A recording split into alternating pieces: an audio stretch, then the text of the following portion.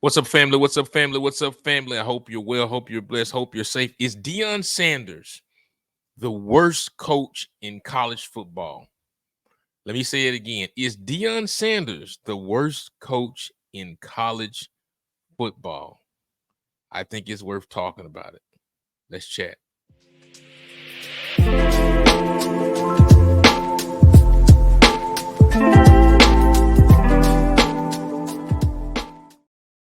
Ladies and gents, what's up? It's the Damien Jones podcast. I'm your host, Damien Jones. I hope you're well, blessed, and safe. Hope you're having a great Sunday. Man, I just left church a few hours ago, preached a really good sermon about your winning season. Winning season. That God is going to usher you into your winning season. So I hope you're having a blessed day. Make sure you follow me right now on X. You see it down below at Noble Negro. Thank you for everybody that's been subscribing. If you're watching on YouTube, make sure you subscribe right now. Make sure you leave me a comment. Let me know how you feel, whether you agree or disagree. I just love the engagement, so appreciate you. Thanks to all my new subscribers. Thanks for everybody that's engaging on X, on my X account as well. So God bless you. I really appreciate it. Man, let's talk about this game last night.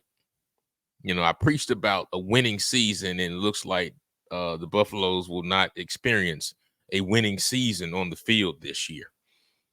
And, you know, listen, the hype train has come to a screeching halt. The hype train, the do you believe train is coming. I mean, I showed you last week that Coach Prime doesn't even believe anymore. Threw his offensive lineman under the bus, and now here we are. We're playing Oregon State. And I told y'all they don't have any more wins left on the schedule. They're not going to win another game. I said that last week. And they lost last night. They lost in the same fashion that they've always lost, you know, in these last couple of games. Everybody's figured them out. Just blitz Shador. He can't figure it out. It's not on the offensive line solely. Shador can't read defenses very well. He's trying to make miraculous plays. He's running for his life, and he's taking a lot of sacks that he shouldn't take. He's holding on to the ball too long. So there's issues across this team across the board. You know, recently, Deion decided to demote offensive coordinator Sean Lewis and promote former NFL head coach Pat Shermer. And we were looking for some new offensive rhythm. And I said, hey, the play calling would be more adult-like. The play calling will be better. The play calling will have a better rhythm. It'll be more responsible, and they'll give themselves a opportunity to win. And it just didn't happen last night. This hype is so high, and we just keep getting let down every week, people. Every week we're getting let down by this hype train. And so in this conversation today, we're going to look at the stats. I'm going to go through the stats a little bit. So we'll get to, I don't like to just talk out of the side of my neck. I want to look at numbers, right? So let's look at the stats. Then I also want to show you, and I've been telling y'all, I said this when Deion was at Jackson State, that he's a bad coach. He can't coach. He does not know what he's doing from a coaching standpoint. And the people that are just the Deion worshipers, oh, what are you talking about? You're a hater. I'm like, man, no, I know football. And I told y'all he can't talk about football in a deep way because he doesn't know football in a deep way. And it continues to show. But last night, there was an instance last night where it was so painstakingly clear that Deion is in over his head and has no idea what he's doing. It is so apparent that he has no idea what he's doing as a head coach. He's a carnival barker. This program is a complete circus. Is Deion the worst coach in college football? I think that's a very valid question to ask right now. He very well may be the worst college coach. Now, yeah, I mean, he may have he may have a better record than some coaches, but this dude is awful. This dude is not a coach. This is not Pop Warner, Daddy Ball anymore. This dude is awful, and each week is showing. And coaches are excited to play them because they know they're going to do something stupid. They know they're going to give the game. There were two instances last night, and I'm going to talk about both of them here on the Damien Jones podcast. Make sure you follow me. Make sure you subscribe right now. Make sure you give me a like. Make sure you give me a comment So let's look at the stats for a minute here. Let's see. Let's look at the stats. They lost last night. There we go. Oregon State. I don't need audio from that. All right. Can y'all see this? Yes. Okay. Just look at the stats. They lost 26-19. And then let's look at, don't be fooled by this score.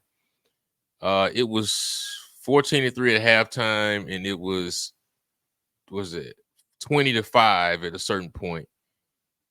No, it was 26-5 at a certain point in the game. Then they got 2 garbage touchdowns here at the end of the game, right? What did Shador do? All these stats came like late in the game. They were garbage.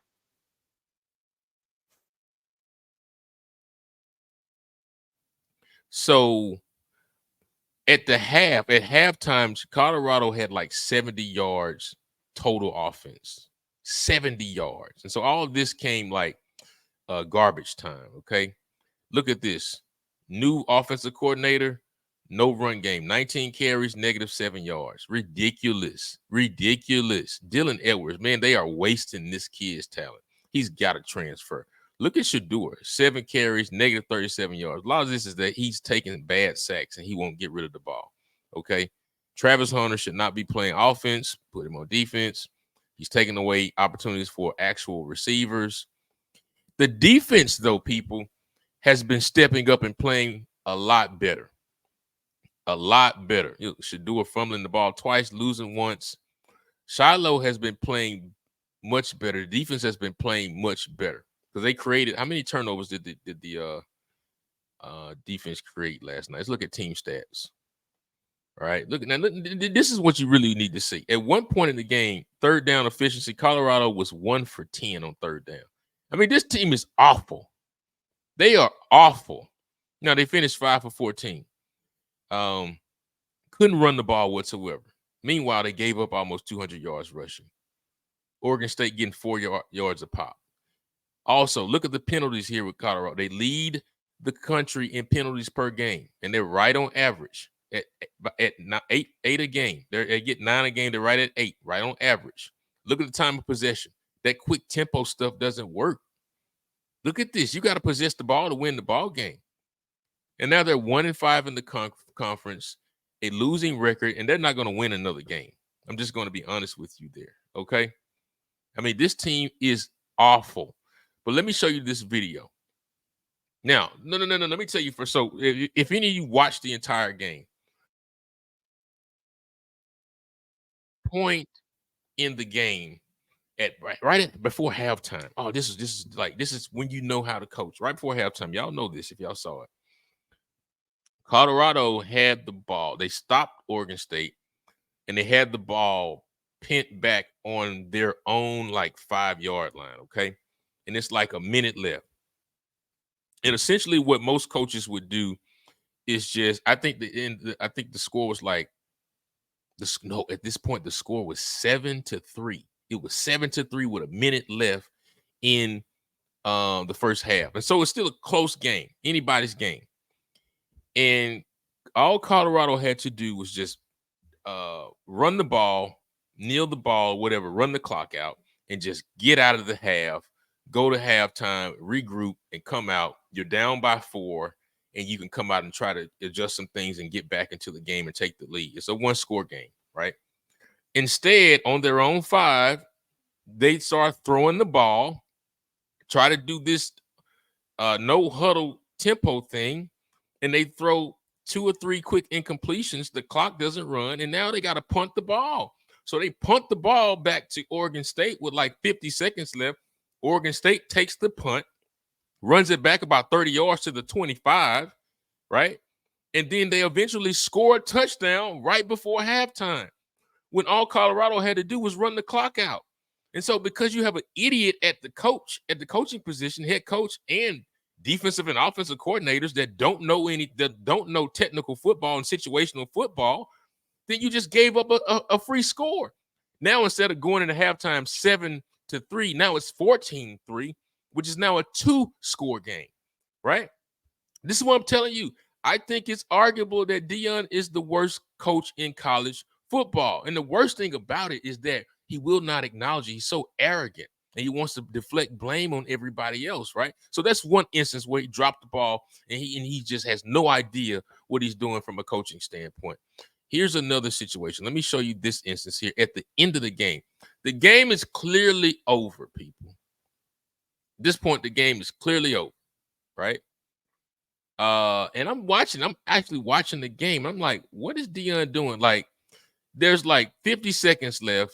They had like one timeout left. So maybe they could have called the timeout just to prolong things or whatever, right? Which is fine. Okay. Call the timeout if you want to prolong things. That's fine.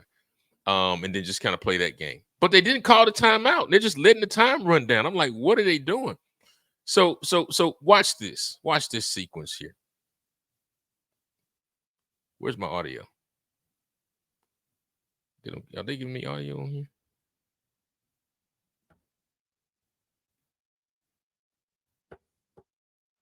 Hold on, let me find my audio again. Why are they not giving me audio on this? Okay, let me stop sharing so I can get audio one more time. My apologies about this part, folks. Let me see.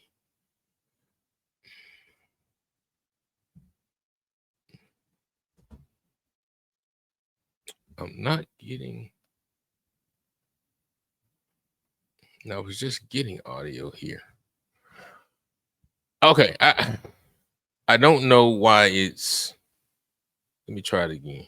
I'll just talk through it. And you guys can see it.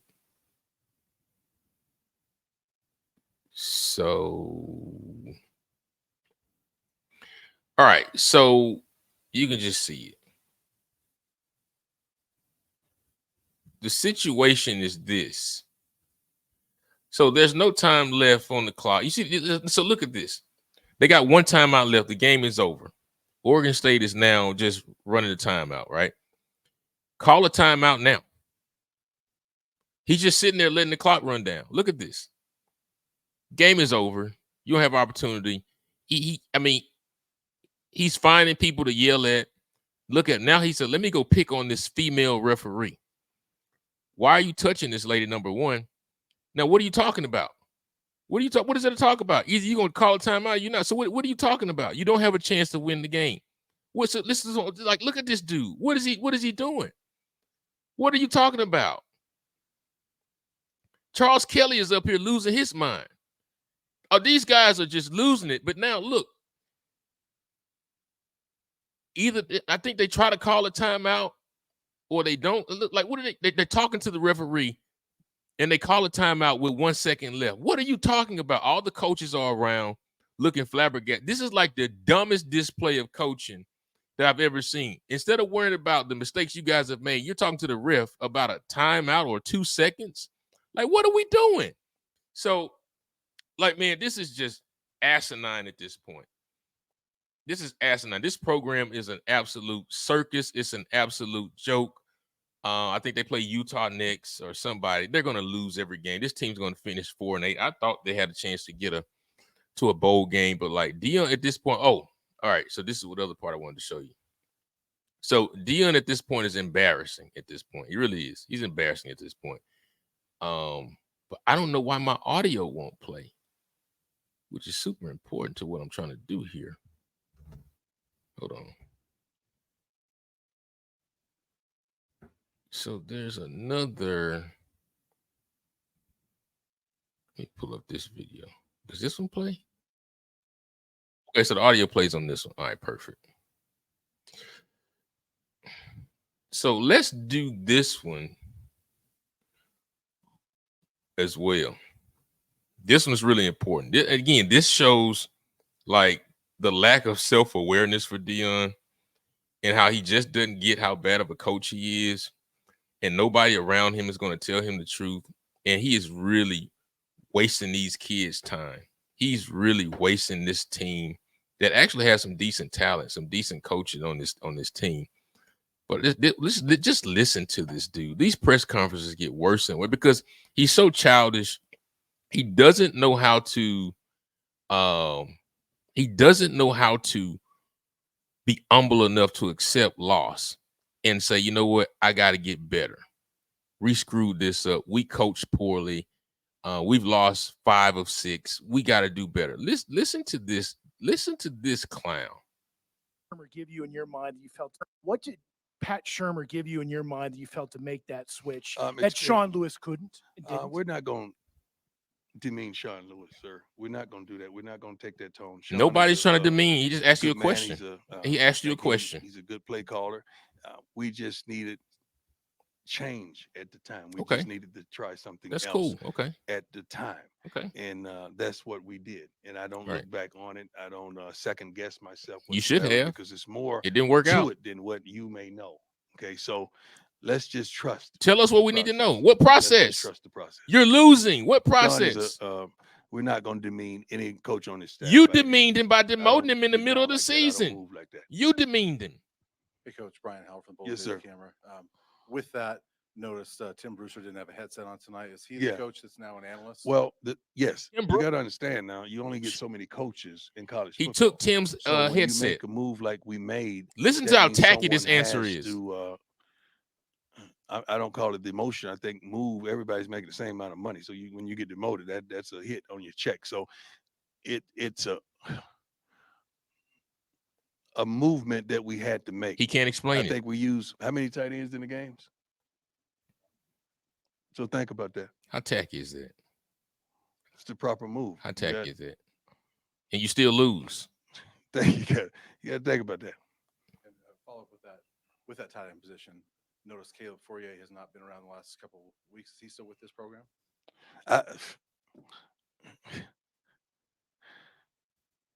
My focus is winning these games, man. Wow. It's not who shows up to practice, who doesn't. I mean, let's talk. Wow. But you're not winning games, so you don't care who showed up. This is bad, man.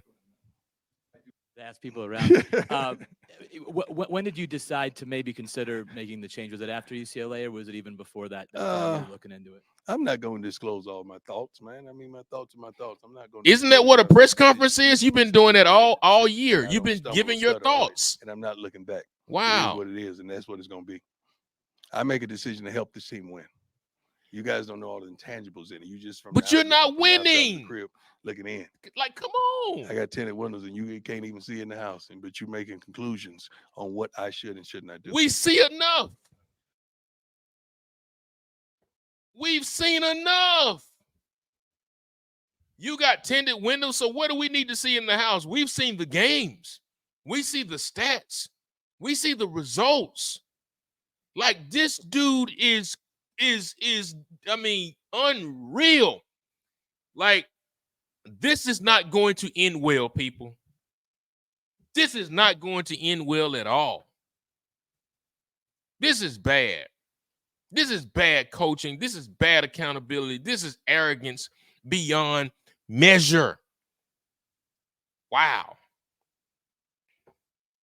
They won't win another game this year. I don't know what next year looks like. They won't win another game this year. This dude has a lot of changes to make within himself as a coach. This is awful.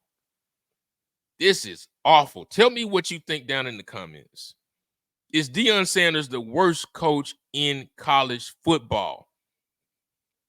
I'm not ready to say yes, but he's up there in the top 3.